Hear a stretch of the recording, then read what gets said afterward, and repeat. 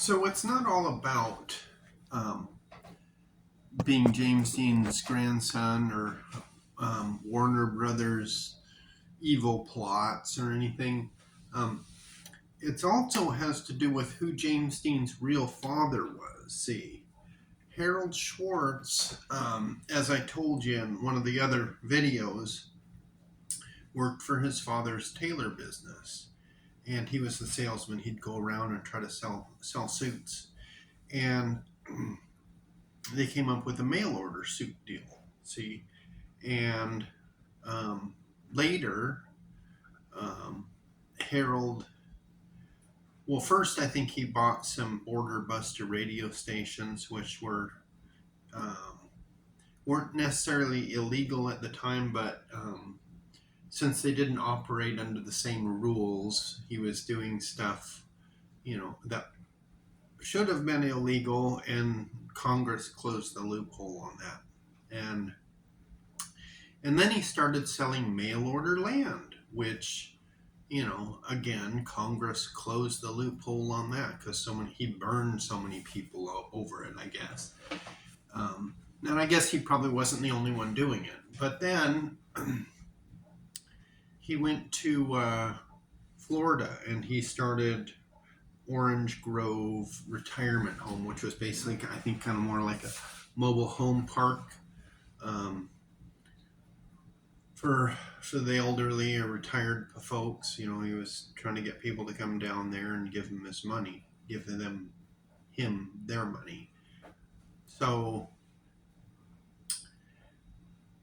eventually, he, it wasn't really going as well as he wanted, so he bought out his partner, hired his son, H.G. Morse, who was an advertising specialist up in Chicago, where they were from, and they expanded, and they owned the banks, the golf courses, the land. They owned everything, the stores, and it is now the largest retirement community in the world, and it's billions and billions and billions of dollars that they have, and that asset is also tied up with conglomerates. I don't know, I haven't really looked into who Orange Grove is, who is invested or who owns what now, but it's all basically wrapped up into Blackstone, Vanguard, and State Street. Um, they're not the only big conglomerates nowadays, but other people have caught on to what they're doing, and they keep gobbling up assets, and like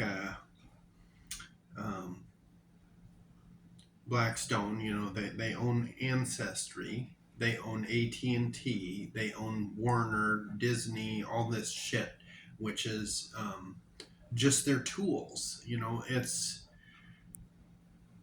It's their propaganda machine, which they learned about from the World Wars, how to manipulate people through, you know, broadly, because they have all of this stuff, and they can, screw with your genetic codes through DNA. They can tell you things that aren't true through their media. They can do horizontal agreements that are actually illegal but still happen anyway because they don't know what's going on in the boardroom until someone catches something that seems off. So that's why rewriting antitrust laws and breaking up these big banks and investment firms is important, so they can't continue to manipulate everyone and incite wars, create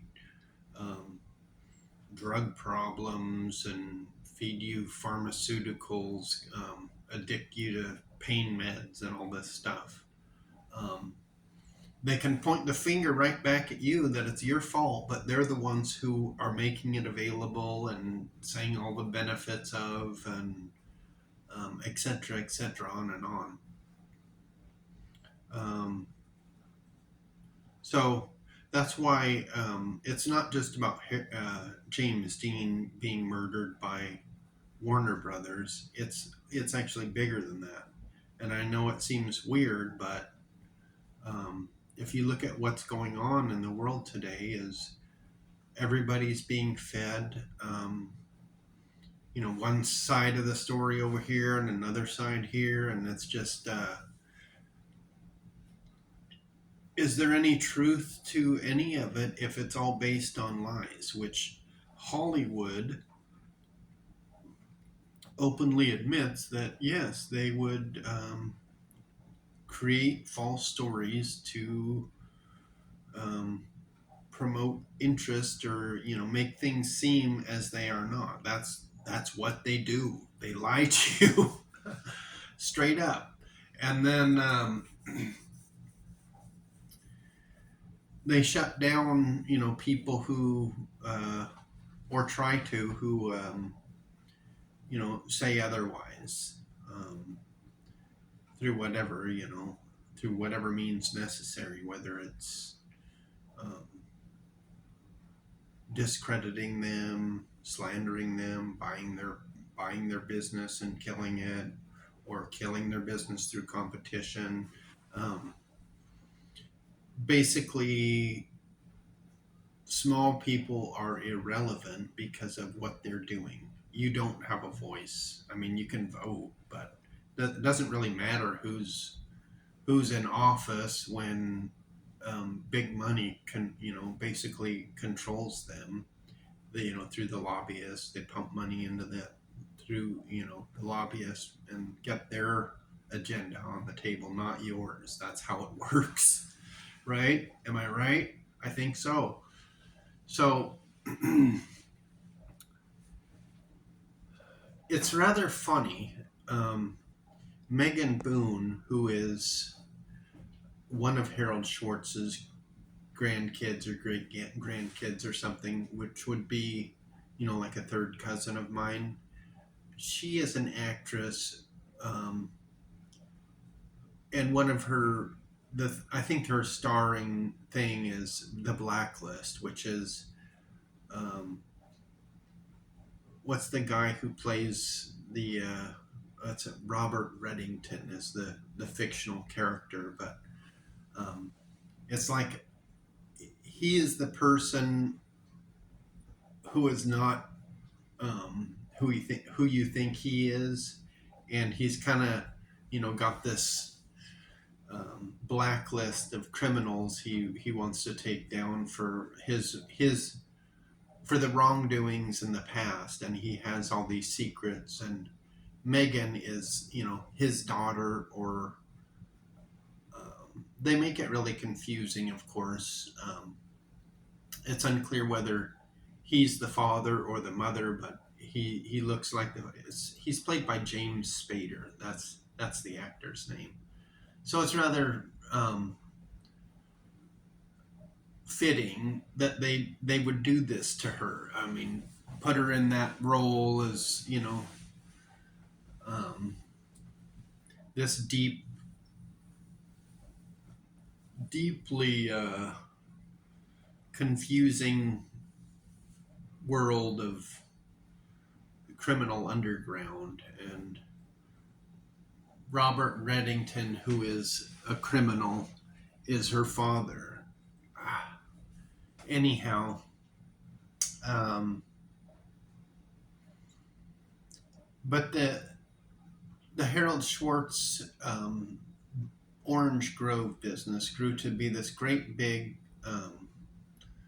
basically a conglomerate with through owning all the assets in the community, and luring people from all over the world to come to Orange Grove and live there the last years of their life, and you know charge them for it. That's what